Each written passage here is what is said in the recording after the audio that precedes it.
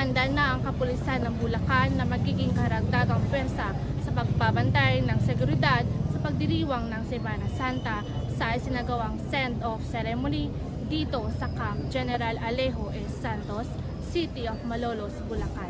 Pinamunuan ito ni Police Colonel Relly B. Arnedo, Provincial Director ng Bulacan Police Provincial Office, katuwang ang Command Group. Buong pwersa ng pulisya ng Bulacan ang na-deploy sa iba't ibang barangay at lungsod upang mapanatili ang kaayusan at seguridad sa mga nasabing lugar. Pinaalalahanan ni Police Colonel Arnedo ang bawat isa na siguraduhing habaan ng kanilang pasensya sa anumang sitwasyon na kanilang kakaharapin.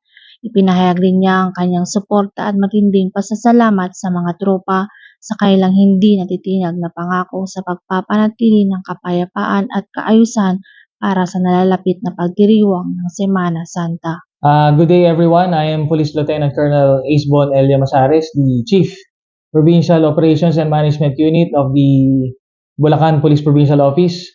I would like to inform everyone that as expected during this upcoming Lenten season, the Bulacan PPO has already made the necessary preparations to include the deployment of personnel to ensure the public safety during this season.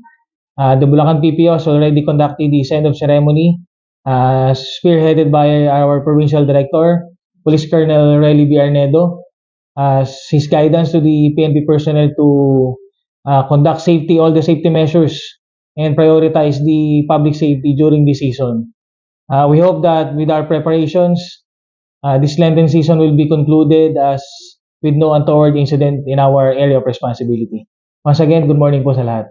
Layunin ng Bulacan PNP na mas paigtingin ang pagpapatrolya para maagapan ang mga insidente o krimen upang mapanatili ang seguridad at walang sawang maglilingkod sa mga mamamayan. Mula dito sa Bulacan Police Provincial Office, ako ang inyong PNN Correspondent, Patrolwoman Janet Balan, alagad ng batas, tagataguyod ng Balitang Pulis.